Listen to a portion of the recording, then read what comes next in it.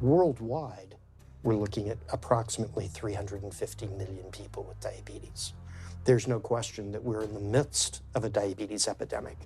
Right now, 1 in 3 Medicare dollars is spent in the care of people with diabetes. 1 in 10 total healthcare dollars is spent on people with diabetes. There's no question that this is a major problem. What in particular is the correlation with the diet and diabetes? I'm not going to get into that. Into diet? No.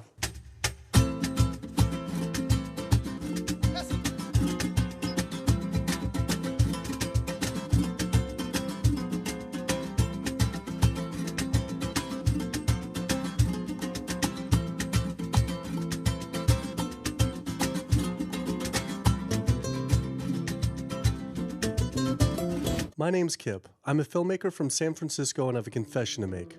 I'm a recovering hypochondriac.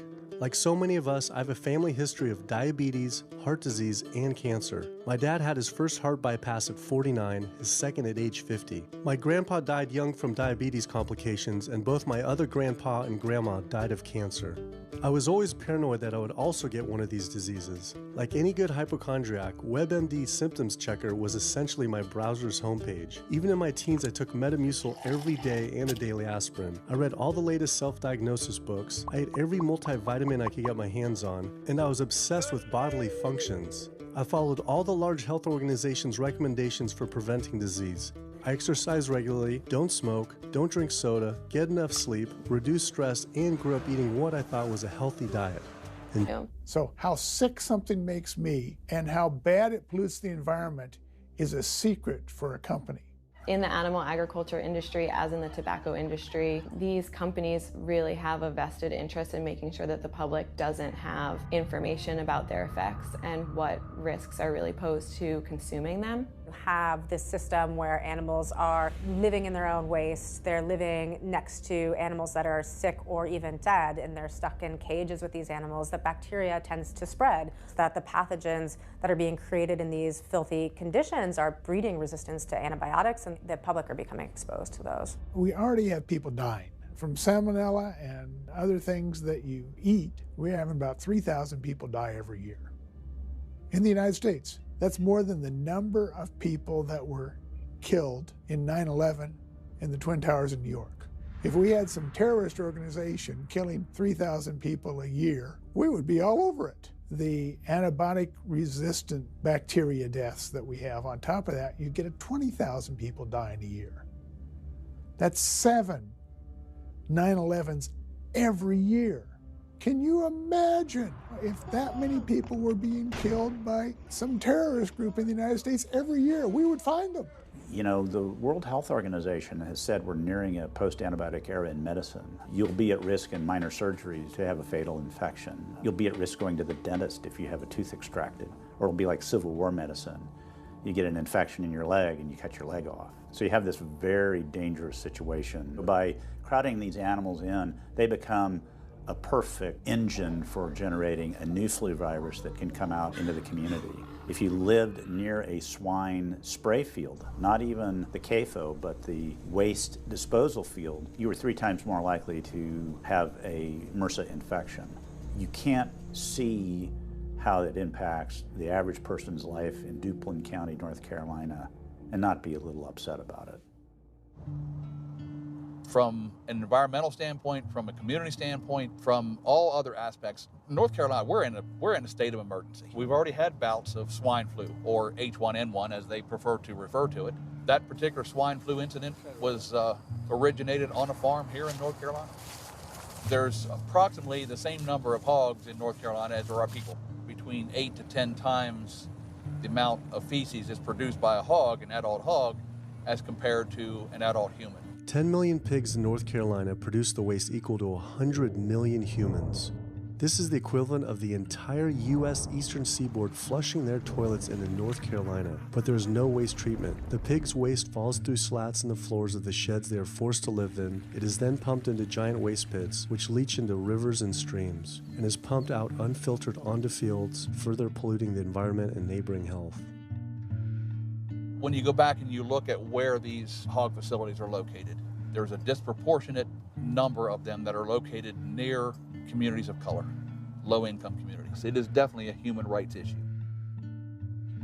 My sister, she have asthma, and you know, her brother, he have asthma. He's 3, and we don't know what she might have.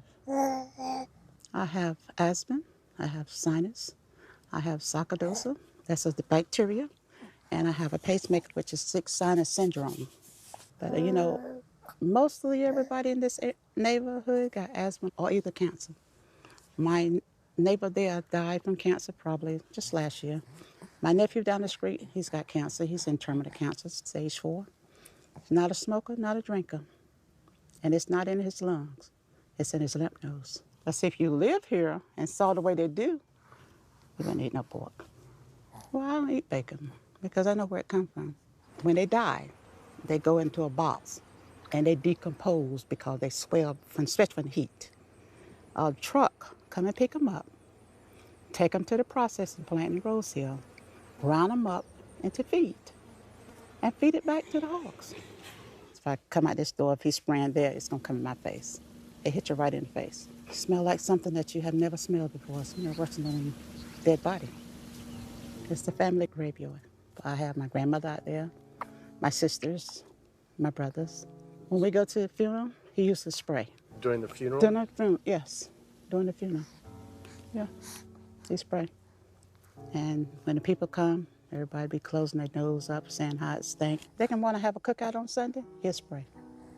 Do you think he does it on purpose? I think so, because he just sprays Sunday. He always sprays Sunday. And in most of these area, hog houses and turkey house is in the black area or the Hispanic area. It's either or. Do you think it's also a civil rights issue? Yes, yes, I do. Yes, I do.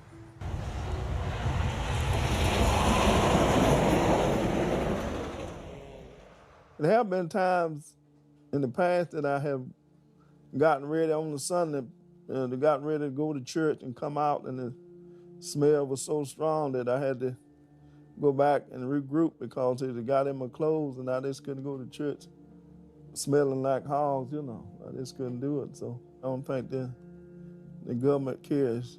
They care more about cooperation than do people, individuals. And they're going to keep on, they're going to put more chickens in this state. This is the feast season. You're in capital of the world right here in North Carolina. My state, look, there's a blue line stream right here come into my property almost, and the Contentney Creek right here. I've seen that blue line stream now filled with feces and urine from that hog pen, and they can say, well, we feed the world. They're not interested in feeding the world. They're interested in making money. You take the money away from them, they'll let the folks starve. Because if you want to feed the world, you can feed the world with more corn, using corn and wheat and stuff like that, and you can meat. Meat is a luxury item. When we're doing things that hurt other people, we're wrong. But a lot of good people will sit there and eat bacon knowing that it's causing someone else to be very unhappy. I woke up the next morning to find the Burden River had experienced another massive fish kill from the pollution running off hog farms. Tens of thousands of fish were washing up on shore. All this talk about health, I realized that I was only focused on personal health. But health started to mean so much more to me. It was about health of my family and our communities. I couldn't under good conscience support an industry that I knew was harming others. Pollution from animal agriculture isn't just an issue in North Carolina, though. Raising animals for food produces more greenhouse gases than the entire transportation sector. It is a leading cause of rainforest destruction, species extinction, ocean dead zones, and freshwater consumption.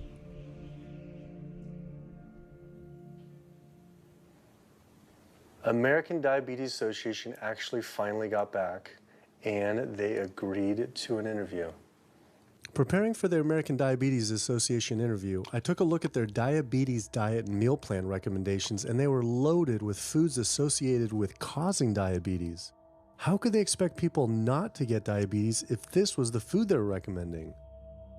And then, I saw multiple peer-reviewed studies published on the National Institute of Health website showing that a low-fat, plant-based diet was more than twice as powerful at controlling and even reversing diabetes than the ADA recommended diet that included meat and dairy.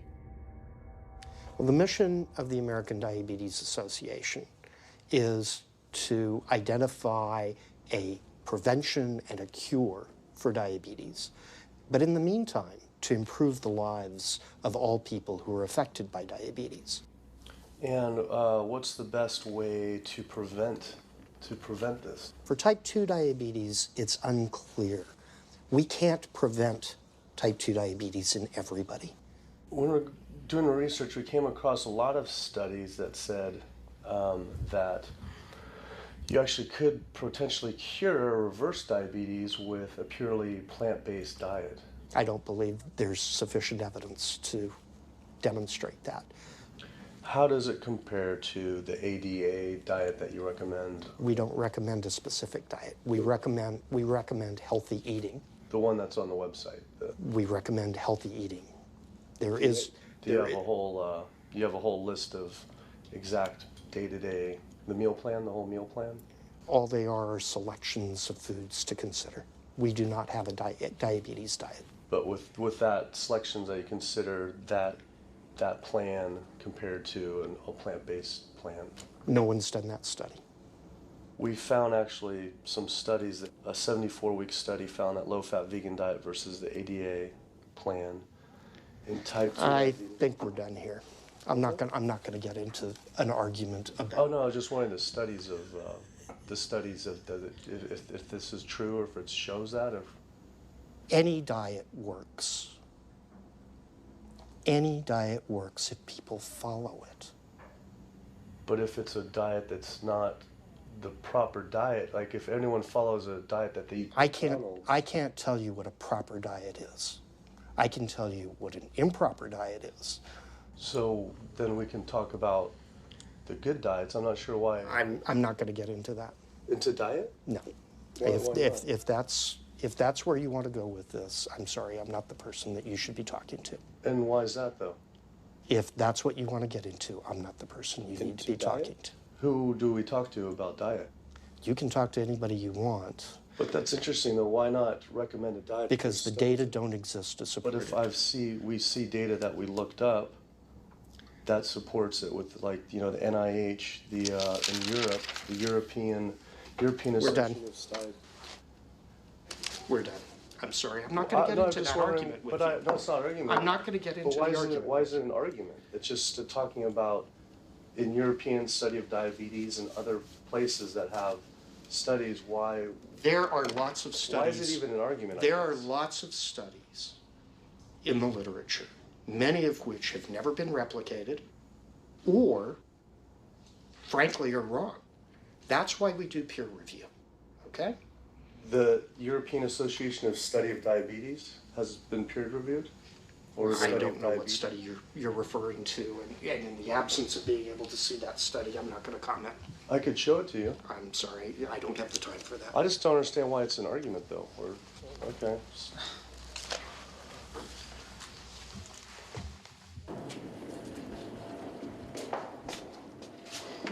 That was interesting.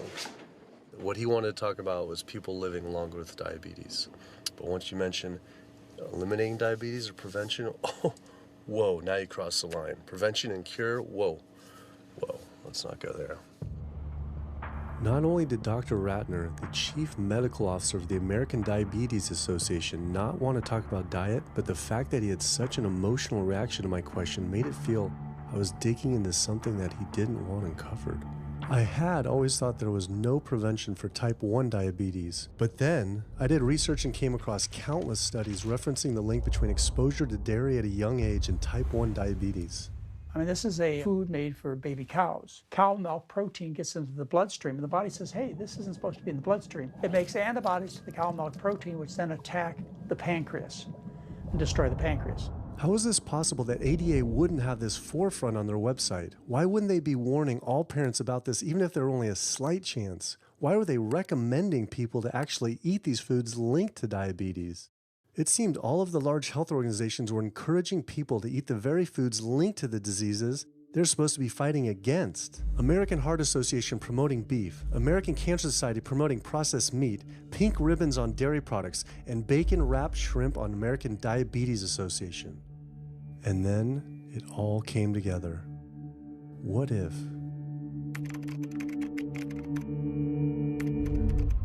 And there it was. The American Diabetes Association was taking money from Dannon, one of the world's largest dairy yogurt producers, Kraft Foods, makers of Velveeta processed cheese, Oscar Mayer processed meats, Lunchables processed kids meals, and Bumblebee Foods, makers of processed canned meats.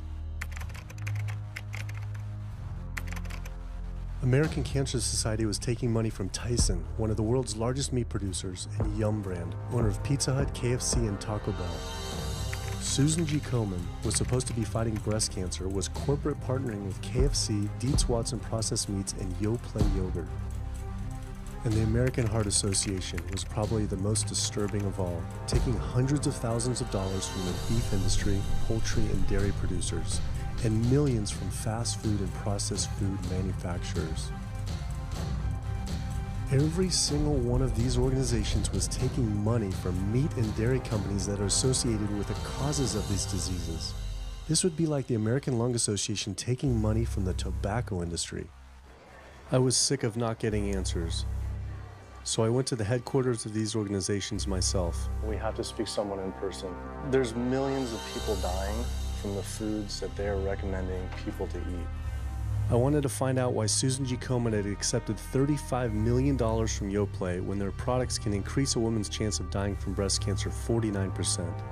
And ask American Cancer Society if taking money from KFC and Tyson was the reason they promote eating meat. But every one of these organizations declined to be interviewed. What's really sad is that we cannot trust information from these leading health organizations like the American Heart Association, the American Diabetes Association, because they are taking money from the very industries who are causing the problems that they're, supposed to be helping to prevent. So that makes the truth something that you are not going to be hearing, as far as nutrition goes, from these organizations. Well, that would be the end of their funding, that would be the end of their jobs, that would be lawsuits, they would bring the entire catastrophe down upon their heads, and they would essentially disappear as organizations. This one time I got invited to a charity fundraiser for the American Diabetes Association. And I showed up, and they had a whole buffet, and it was all just animal products. I remember like a big thing of barbecue chicken. And I was like, I stormed out. I said, like, serving chicken at a diabetes event is like serving alcohol at an AA meeting. It just doesn't make sense. We had scheduled to film an interview with a prominent surgeon, but before we could get inside the building, the hospital's media relations manager stopped us. Actually, I understand that Dr. said that you could film here today, but unfortunately that's not going to be able to happen. I know that he advocates for patients changing their diets, but the hospital makes money off these surgeries, and the reality is he does too. So we can't do anything that's going to negatively impact the hospital, so unfortunately you're not going to be able to film here today. I was sickened by how open she was about the hospital being more interested in profits than people's health. But it wasn't just this hospital or these organizations. Even the US government is involved too. Every 5 years, the U.S. Department of Agriculture creates dietary guidelines for Americans. The committee who writes these guidelines has been made up of individuals who have received money from McDonald's, the National Dairy Council, the American Meat Institute, the National Dairy Board, the National Livestock and Meat Board, the American Egg Board, Dannon, candy and sugar companies, Coca-Cola, and Anheuser, just to name a few, which means we are getting our dietary recommendations from the very industries that are killing us. And when the USDA, makes a pyramid or a power plate every 5 years for the American public, they're going to guarantee that on that plate are going to be foods which, when consumed, will result in millions of Americans perishing.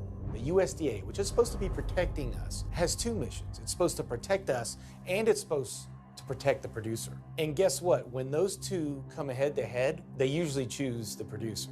In internal documents uncovered by Dr. Greger, the USDA admitted that eggs cannot legally be called nutritious, low-fat, part of a balanced diet, low-calorie, healthful, healthy, can't say it's good for you, or even safe. Yet they still promote these products to the American people through federal checkoff programs.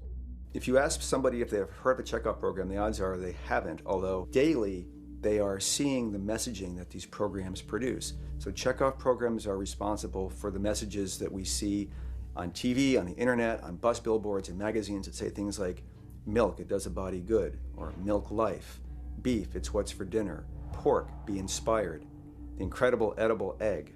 The dairy checkoff program gave $12 million to Domino's to just market cheese-heavy products. And this is the USDA, this is the government. If you've seen those ads for the Pizza Hut pizza, the stuffed crust, or a pound of cheese, those are all government advertising schemes for the industry.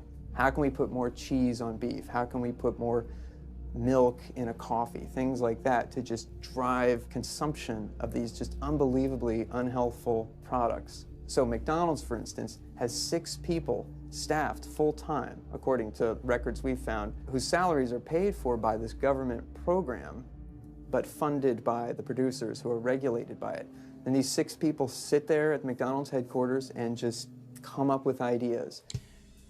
Triple cheese decker McCheese muffin stuffed bacon cheese slider? With extra cheese? Yes. You don't think of it on a day-to-day basis that these are government programs. The Wendy's bacon double cheeseburger, government program.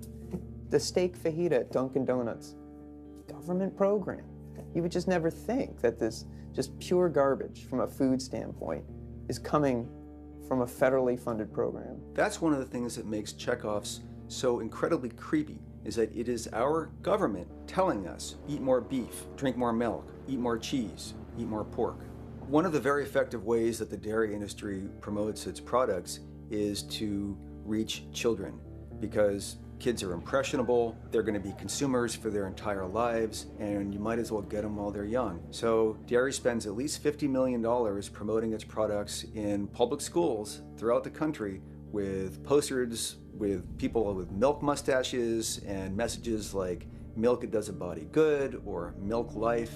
Targeting young people, right? The tobacco industry had to keep replacing their customers who are dying with new customers. The meat industry knows they have to target young people. That's why we have these foods in schools and marketing messages at a younger and younger age for kids to get hooked on all the wrong kinds of foods. So there's all kinds of parallels. School districts where processed meats are all over the place. Maybe it's going to be bacon on the menu, sausage, hot dogs, or a pepperoni pizza. Any of those things are processed meats, and those are pretty much the worst of the worst with a direct link to colon cancer. And yet you have every day in the schools meal items with processed meats. If the Surgeon General puts warning labels on tobacco because of their cancer risk, why aren't the same warning labels on meat? Based on the publicly available data, we know they spend at least $557 million promoting their goods through checkoff programs. We know that they spend at least $138 million lobbying Congress. We expect that they spend a good deal more than that in figures that simply aren't publicly disclosed. The industry's lobbying power is so strong that they can create laws and push through legislation that doesn't benefit Americans in any way, such as ag-gag laws that criminalize whistleblowing or photographing abuses by this industry. Activists in the U.S. can be charged as terrorists for disrupting the profits of any business that uses animals under the Animal Enterprise Terrorism Act, to the even more ridiculous ones like cheeseburger laws. A cheeseburger law is a law that says a plaintiff cannot recover against a manufacturer, distributor, or retailer on the theory that the food made the plaintiff obese or caused an obesity-related disease. Cheeseburger laws are a direct response to a problem that the tobacco industry has had. Big Tobacco has paid $400 billion to state Medicaid programs. Cheeseburger laws proponents say, we don't want to see the same kind of thing happen to the meat and dairy industries. The fact that these laws are based on a model template called the Common Sense Consumption Act is actually ironic, because what they're saying is, you, the consumer, should have the common sense to know that our food is bad for you. I've often typified the meat industry to people who maybe don't understand its power and reach, as it's got all the money of big tobacco and big pharma, and it has the personality of the National Rifle Association. So any little thing that comes up, man, they beat it to death. Robert Martin wasn't exaggerating. When the profits of the egg industry were threatened by egg alternative company Hampton Creek Foods, extremely disturbing emails were uncovered by Ryan Shapiro and Jeffrey Light. We uncovered documents demonstrating the American Egg Board considers Hampton Creek, quote, a crisis and major threat to the future of the American egg industry. The American Egg Board considers a successful egg replacer company to be such a threat that they joke on their government email addresses about murdering the CEO. In internal government emails with the heads of the egg industry, they suggest having the CEO of Hampton Creek, Josh Tetrick, murdered, including a menacing email from the executive director of the American Egg Board.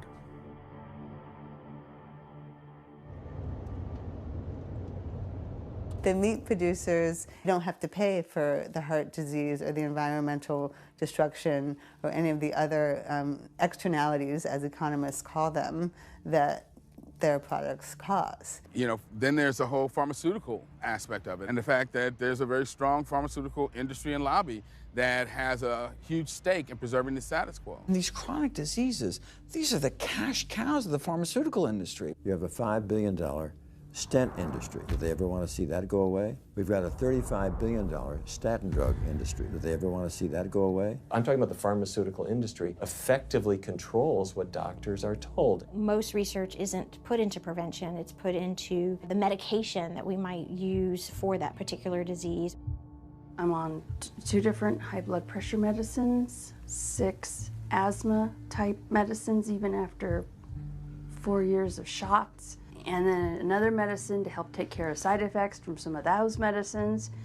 I'm on high-level antidepressants, a couple of different pain meds for my back and hips. I'm taking about 16 drugs, not counting the insulin in the morning. I take insulin in the morning, insulin at night, you know, 32 to 34 units of insulin. Lantus, to be exact. Some of these meds are for diabetes. This is for peeing. I have to use this for my prostate, and then I have to use this for the heart, and I have to use this for blood pressure. And it's just on and on and on and on. The doctors are telling me this is what I've got to do for my whole life, and it's frustrating, and it's very stressful, and I don't know how long my liver is going to last taking all this stuff. Under conventional medical treatment, whether it be for autoimmune disease, or even conditions like high blood pressure or diabetes, you're told that you have to take drugs. And not just for a week or a month or a year. You're told you have to take drugs forever. You're guaranteed that if you follow your doctor's advice, you'll be sick forever. You'll never get well. That's the guarantee. Because the strategies are all about manipulating the symptoms, not dealing with the underlying cause. You come in with that diagnosis, you get a bunch of pills that have nothing to do with the disease causation, or you get these procedures that have nothing to do with disease causation. It's a deception to say this pill will help you unclog your arteries, this one will save you from a stroke. No, it doesn't. The people who take the statins, etc., they still get their heart attacks, they still get their strokes. This is not reverse disease. This does not make plaques smaller. This is a fraud of massive proportions. In the U.S., treating chronic disease such as heart disease, cancer, and diabetes is a $1.5 trillion industry. That's the GDP equivalent of the 10th richest country in the world. I went back and dug deeper into the health organization's funding, and there it was again. These organizations were accepting millions of dollars from pharmaceutical companies that are making billions of dollars from the very same diseases these health groups are supposedly trying to end. It seemed like a major conflict of interest, unless ending these diseases isn't really the goal. The pharmaceutical industry spends more money on lobbying than any other single industry. Just like animal agriculture, they are so powerful they write their own laws that have had activists imprisoned to silence them. Government's in bed with anyone that gives them the most money, which is the pharmaceutical industry, which is the animal ag industries. Like, they are pumping the government full of money and resources, and in return the government's giving them what they want: subsidies, imprisoning activists that go against them. And I think it's quite telling that these industries are working so hard and spending so much money to criminalize people for simply taking a picture, for simply recording what's going on inside of these facilities and making it known to the public. They're behind walls, they're underground, they're in these secret facilities that no one knows about. But if they did, they would be shocked and outraged. And I think people would not want to think that their pharmaceuticals, that their food are coming from these places. And that's why I think it's the ag laws are what they are, is because they are trying to silence people into not speaking out and not showing the truth.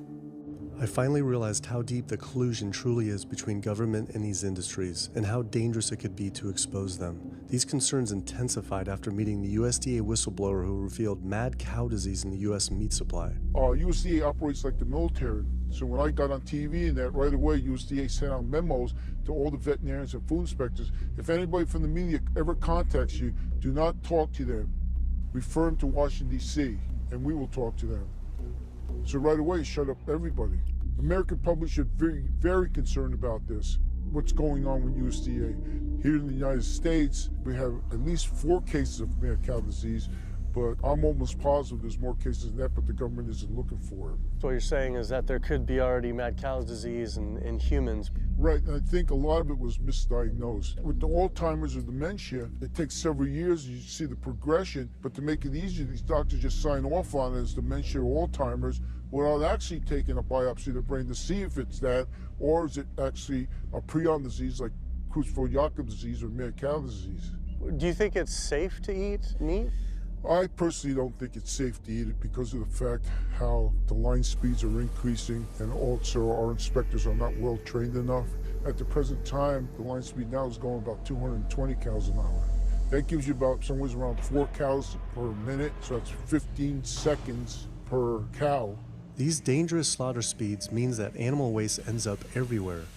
Testing shows 88% of pork chops are contaminated with fecal bacteria, 90% of ground beef, and 95% of chicken breast sampled contain animal waste bacteria. There is nothing clean about eating this way. But it just isn't waste, it's also pus-filled infections. You can see there's a bump or some kind of abscess underneath the hide. Most of the time when the hide's pulled off, either that will open up the abscess and the pus will come out, or if it's deep-seated, when the inspectors are doing their work or the company employees, they might stick their knife into an abscess and it explodes all over the place. I had heard enough. I was utterly disgusted by the corruption, the greed, the disease, and the abuse I was learning about. The very animals we were killing us and the planet. But so many people eat meat and dairy every day of their lives. And we are so concerned about getting enough protein. Do we have to eat meat to get complete protein? Oh my God, oh my God. You want me to jump off this building, don't you? No. Well, first of all protein is made by plants. I'll state that again for the record. All protein is initially made by plants, all of it. And it is not necessary to eat animal tissue in order to get protein. Only plants have the ability to actually take nitrogen from the air, break those molecules apart, and incorporate that nitrogen into amino acids and then make protein. Any protein you get from an animal is simply recycled plant protein. If you ate a diet that was calorically adequate, and even things like brown rice and broccoli, and you got enough of it, you'd get enough both quantity and quality of protein. 2,000 calories of brown rice and broccoli is going to be about 80 grams of protein a day, including the essential amino acids that you need in order to maintain optimum health. I mean, grains are loaded with protein. Beans are loaded with protein. Vegetables are loaded with protein. You really want to get your protein from plants because plant proteins have a much more beneficial effect on our physiology. The funny thing about protein is most Americans get about twice the amount they need. Most Americans get less than half the amount of fiber they need. But the conversation tends to always be about protein. So in my mind, it's just this magical marketing campaign that protein has taken on over the decades. The question is not where do you get your protein, it's where do you get your fiber? I have never in my professional career seen a protein deficiency. I've never seen someone come in eating normal amounts of calories and they're protein deficient. You just don't see that. So human milk has the lowest protein content ever in any species ever tested. I mean, that's the fluid that's been designed by evolution over millions of years. And that's just like the perfect food for human babies, right? Perfect food, lowest protein content any other mammal. And so it gives a sense of kind of protein requirements for anything. So then rat milk, ape milk, donkey milk, any milk has ever been tested. And you hear this a lot in bodybuilders. They're like, well, I need, chicken, or I need fish to be, to be strong, to build muscle tissue. That is utter nonsense. The largest, strongest terrestrial animals on the planet are all herbivores. The biggest, strongest animals are all herbivores. When we bring in people and they're on meaty diets and we transition them to a plant-based diet, we always track what they're eating. Their vitamin intake goes up. Their nutrition overall goes up, dramatically better. And these same people might worry in advance, will I get the nutrition that I need on a plant-based diet? The fact is, you're not getting the nutrition you need on a meat-based diet, and you're going to get dramatically better nutrition on a plant-based diet. For an average-sized guy like myself, I need about 56 grams of protein a day. That's optimum. Probably I really need 30 to 40 grams a day. Diets that are really high in these protein create diabetes, create heart disease, create cancer, create the diseases that I'm treating on a daily basis. But this is the opposite of what all the high-protein diet fads say. The food you eat determines the bacteria that live in your gut. While you eat animal flesh every day, you are summoning up bacteria that eat carnitine. And those bacteria will turn that carnitine into a molecule called trimethylamine. Your liver then turns that into trimethylamine oxide. That's a molecule from hell. That molecule drives cholesterol into the artery walls. And the people who are consuming this flesh-based diet are contributing to plaque building up. They may lose weight on this diet, and that's good. But what's happening inside your arteries, paleo friends? What's happening is that plaque is building up, and these are the folks who dropped dead at the gym at 39. Boy, he was lean and he looked really good. But where is that cholesterol going? It's going into your artery walls. So I believe these paleo folks are setting themselves up for an epidemic of clogged arteries, colon cancers, autoimmune diseases. This is not a healthy diet. We are not carnivorous apes. Humans' closest living relatives are chimps, who get 97% of their calories from plants and the remaining 3% mostly from insects. Comparing the anatomy of true omnivores like bears, who eat both meat and plants, to frugivores like primates, who eat almost exclusively plants, the differences are pretty clear. Frugivore teeth have flat molars for chewing plants, where omnivore teeth are serrated for stabbing and tearing flesh. Frugivore jaws can move forward and back and side to side. Omnivore jaws cannot. Omnivores have much stronger stomach acid for digesting meat compared to less acidic stomach acid of frugivores. The intestines of frugivores is 9 times their body length compared to 3 times for omnivores. This is because meat will putrefy in the gut unless it is moved through quickly. If humans were indeed true omnivores, we would need to change our physiology and appearance quite a lot. But we fit every requirement of a frugivore. We may behave like omnivores, but anatomically, we're frugivores. Human beings, unlike bears and raccoons, and to some extent dogs, don't have that mixed anatomy and physiology that you see in the true omnivores, and thus we are not true omnivores. In humans, the canines have become really small and rounded and actually function like accessory incisors. They're utterly useless for ripping and tearing anything other than an envelope. So the idea that the mere presence of the canine somehow means that we're supposed to eat meat is silly. He was right. I always thought my canines were for meat, but what kind of animal could I actually kill and eat raw with these tiny teeth? The thought alone was disgusting. I mean, everybody loves a smoothie made with fruit and even some vegetables, but if you think about putting a fish or a piece of beef in a blender and grinding it up, the thought is absolutely repulsive. All these diseases I had learned about were from eating a diet our body wasn't designed for. What would happen if we started eating a diet our body actually was designed for? The data is crystal clear that you can stop and reverse heart disease with plant-based diets, scientifically shown. I've seen it in my own patients. People who adopt low-fat plant-based diets can actually reverse their heart disease, and that literally means watching the plaque start to go away, something they didn't think could happen. My experience with patients is, and those studies show, that when people adopt a fully plant-based diet, their cholesterol levels plummet within a few days. And if you do blood tests in a couple of weeks, you'll see dramatic improvements. Yes, your numbers are going to look great within a week or two. Your cholesterol can come crashing down. In fact, if you're on medications, your doctor may have to pull off your blood pressure medications so your blood pressure don't drop too low, because it can work too good. Like that, the side effect is not having to take drugs. In a groundbreaking study published by Dr. Esselstyn following patients suffering from cardiovascular disease, 99.4% were able to avoid major cardiac events by going plant-based. Because it's not just heart disease. It's hypertension, it's diabetes, it's strokes, it's heart attacks, it's several of the autoimmune diseases, lupus, asthma, GERD, osteoporosis. I mean, there's a multitude of diseases, even rheumatoid arthritis. It can be so dramatic. When you see these poor souls with just absolute crippled with rheumatoid arthritis go plant-based, then they come off their medication. I wanted to follow up with Jane Chapman, who had been suffering from severe osteoarthritis, and I could not believe what I saw after only a few weeks of fasting and changing her diet. So it's so amazing to see like this only a few weeks later. I know. From going from the walker, needing wheelchair assistance at the airport, to strolling down the street, enjoying the fresh air, the sunshine. 2 weeks. It's all it took, 2 weeks to get off all the meds and start to feel the inflammation just kind of drain out of the body, where the movement was much easier. Just a lot of healing occurred very, very rapidly just by doing the right things for your body. When you're treating diseases with drugs, you know, there's one drug you take for cholesterol, a different class of drugs you take for high blood pressure, different class of drugs you take for diabetes. But with diet, a plant-based diet affects all these diseases, one diet to kind of rule them all. The impacts of eating this way go far beyond ourselves. By getting rid of heart disease alone, we would save up to $48 trillion in the USA, 3 times the US GDP. Conditions like high blood pressure, you don't have to take the drugs the rest of your life and be sick forever.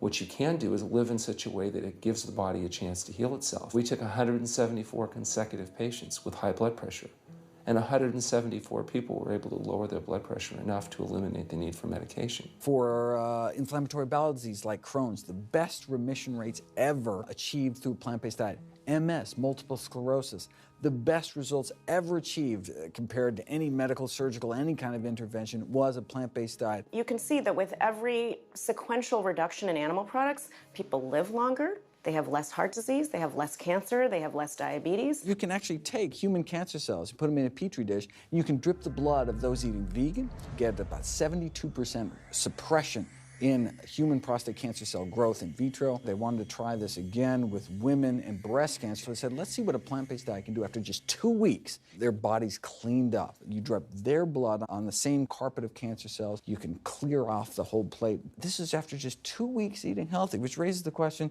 what kind of blood do we want in our bodies? My background is in industrial and systems engineering, and that was my career path for a long time until I got thyroid cancer, and everything changed from there. I decided that I wanted to try alternative methods and treatments rather than have surgery and have my thyroid removed, which meant I'd be on medication forever, and I didn't want that. I just started reading how a plant-based diet can heal the body, and it has worked for so many people. So I immediately just switched to a completely whole food plant-based diet. After a year, the cancer was completely gone, and my thyroid had shrunk to normal size, and I was completely free of that.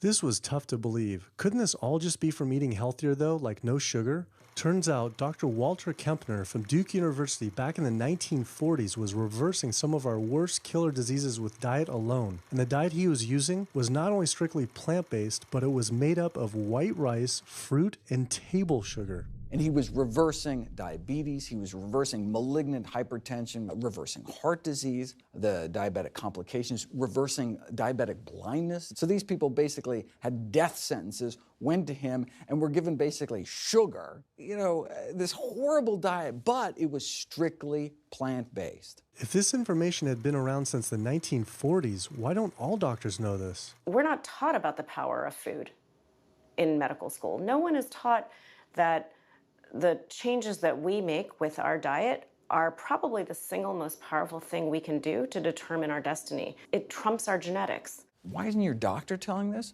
Odds are your doctor never learned any of this. In fact, there's even a bill introduced just mandating physicians get 7 hours nutrition training every couple years, just to kind of stay on top of it. And who came out against that? The California Medical Association. Even the family physicians, the surgeons, all the mainstream medical groups came out opposed. It's 7 hours, that's a lot, even if it's over 1 4-year period. So they're not just kind of neutral, but they're actually actively opposing nutrition education. Ironically, when patients come to doctors with questions, they assume that the doctor knows something about nutrition, and so it's kind of a double whammy that doctors haven't been taught much about nutrition. Why don't we hear about this from dietitians when nutrition is their entire specialty? Turns out the American Nutrition and Dietetics Association puts out nutrition fact sheets written by the industries themselves.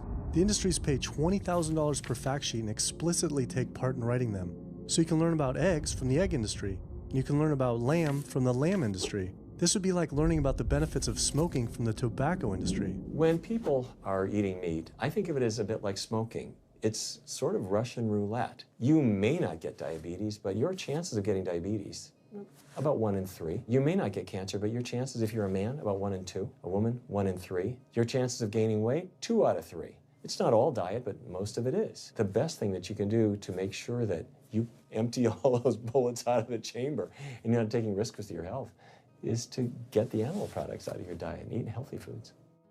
I came to True North to help me with my asthma and to lose a little weight, and it's amazing. Just in 2 weeks of changing my diet, don't have to take any asthma medication, no antidepressants, no pain medication, no heart medication, nothing, no medications at all. And it's just incredible. I was taking Oxy and Advil, and I was taking 800 milligrams of Motrin 3 times a day just to get through the day because I was in so much pain. And now, nothing. Wow. Nothing at all. 2 weeks. 2 weeks, So you're 14 taking days. All that medication, you're completely off. Completely off everything.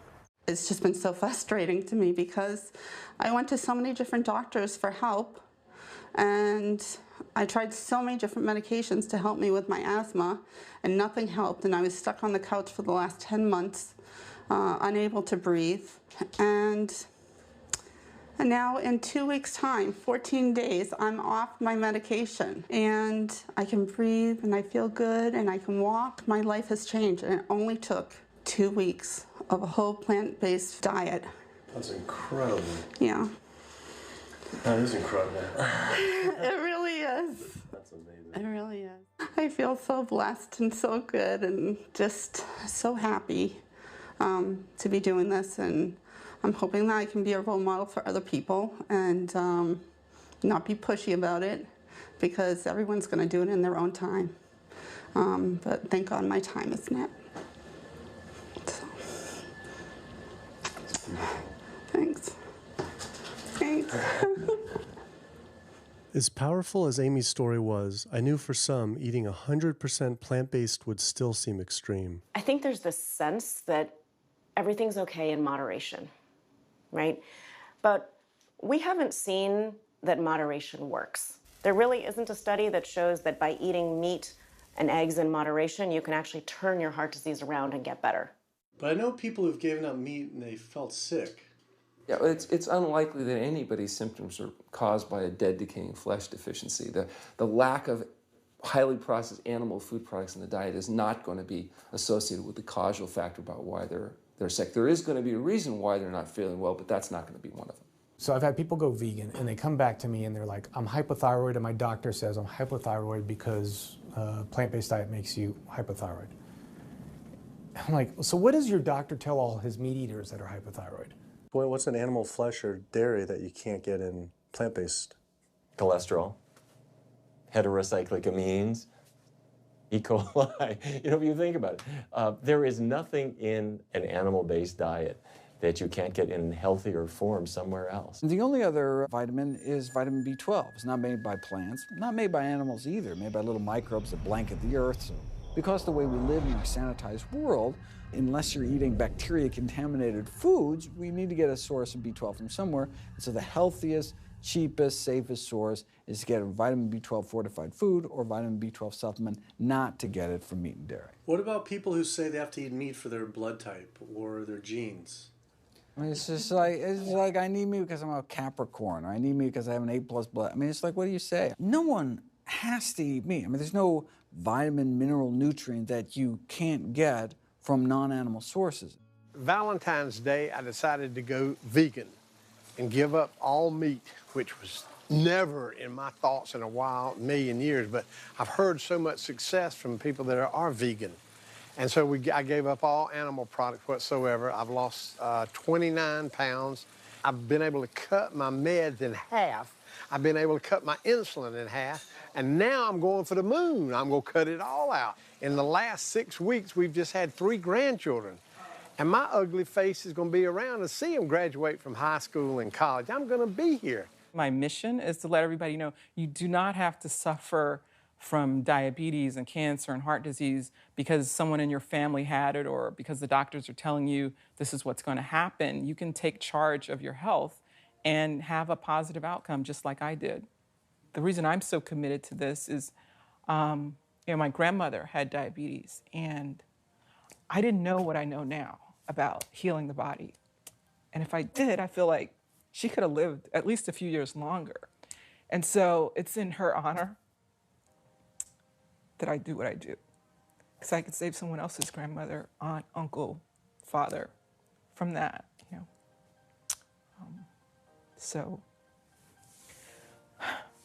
So I'm excited about getting the message out there. There's a common belief that eating plant-based is expensive. Not at all. It can be done in a very inexpensive way where you buy foods that are in season and you shop in the bulk bins, and that saves a lot of money. You can eliminate a lot of your expenses on your grocery bill by not buying meat and dairy because those things are expensive. Our meal plan for a family of 4 is $25 per person in the family. 2064 is your total. 2064, whoa. That's for an entire week of food. Really? An exploding movement of elite athletes are utilizing vegan diets to heal injuries, speed recovery times, and enhance their performance. Before I was vegan, I was only bench pressing 315 like 5 times. Then after going vegan, I was doing 400, 425, 465. And I was like, oh my God, this is amazing. I'm vegan and I'm bench pressing 465 pounds. This is ridiculous. And as soon as I went vegan, tendinitis started disappearing. My strength in my right arm started coming back. High blood pressure was going down. You can't be strong and be dying on the inside. That's not strong. That's weak. That's really weak because yeah, you look big and strong on the outside. Yeah, big man. No, but your heart's crying for help on the inside. You're dying. I'm a professional parkour athlete, a 2-time world freerunning champion, and more recently I got into Ninja Warrior where I'm captain of Team Europe as we won USA versus the world. For something like Ninja Warrior and parkour specifically, you really need to have a good strength to body weight ratio. So I was carrying mass that I really didn't need. And when I went vegan, I lost 15, 20 pounds. I was more agile, I was more efficient, more stamina in my body. Just that extra bit of pop that I didn't have before, it just gave me that extra strength. So this is a very vibrant way to live. It can enhance you as an athlete. For me, 100% better athlete than I was before. It unlocked a whole new chapter of my training. The science is there, the health is there, the athletes are there proving that you don't need to eat dead animals to be strong, to be healthy. I started working out when I was 47 years old. All the muscles you see, I gained as vegan. I gained 15 pounds of muscles on my body, eating all plant-based vegan foods. All the aches and pains in my body, it just went away. Because I'm not ingesting so many inflaming foods, the acidic foods that animal products are. Gorillas, rhinos, and elephants, they all get their muscles and strength from eating plants. That's what I do. I travel all around the world for my surfing, and I've always been able to eat vegan. I feel like if you want something, you can make it happen. I just don't make any excuses. I would never not be vegan now that I know all the benefits and now that I know how it feels to be vegan. Every aspect of my life has been improved by adopting this lifestyle. I feel better, I perform better athletically, I sleep better, my energy with my kids is better, my focus at work is better, everything is better. My skin cleared up, kept myself trim for 9 years now doing this. All I can tell you is that I felt and I continue to feel better than I ever felt before. My friend Jason Lester and I were the first people to do this challenge called yt5s, which entailed doing 5 Ironmans on 5 Hawaiian islands in under a week. An Ironman is a 2.4-mile swim followed by a 112-mile bike and then running a marathon, 26.2 miles after that. So we did 5 of those in a row on 5 different islands in a little under a week. Yeah. You almost die? Yeah. Where'd you die? So I guess the famous question, where'd you get your protein in there? From plants. Like so many people, I was looking for excuses not to change my diet. But once I finally did, I felt liberated. Within days, I could feel the blood running through my veins with a new vitality. Within weeks, I felt a transformation throughout my entire body and mind. Not only could I survive on a purely plant-based vegan diet, I could thrive. I felt amazing. I competed in my first marathon in 6 years, training half the amount and beat my personal record by 23 minutes. Less than a month later, I did my first full Ironman.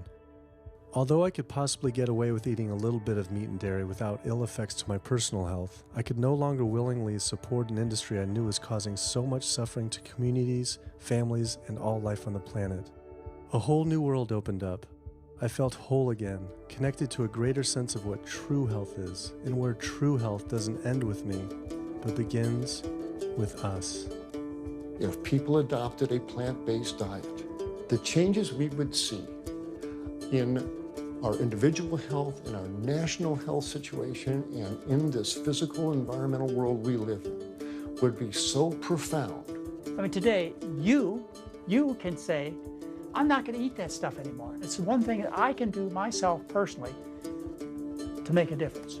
It will give you a greater sense of well-being and happiness when you know that, one, you're not destroying your health every time you sit down to eat, you're not promoting cruelty, and you're not damaging the earth. I don't want my gains to be at the detriment of the planet of other things. And yet I'm not weaker, I'm stronger. That's the beauty of it. When you're altruistic, when you make choices for the greater good of others, it comes around, benefits me as well. It benefits us all. Studies show that we can not only survive, but we can thrive. I just feel this is a great way to live, not harming other beings when we can be healthy and happier. I love it. It's a great life. I never thought that I could feel this good at this age, and I just want everybody to feel this way. I feel like a 20-year-old. I'm almost 50. Nothing tastes as good as healthy feels, basically. And so the choices that we make every single day, day in and day out, around our food, has the capacity to bring us true health and optimal wellness, not just individually, but collectively, as a species and for our planet. We're not going to live forever, but while we are alive, we can live well. And for me as a doctor, that's what I want to see. Where there's a will, there is a way. And I believe that.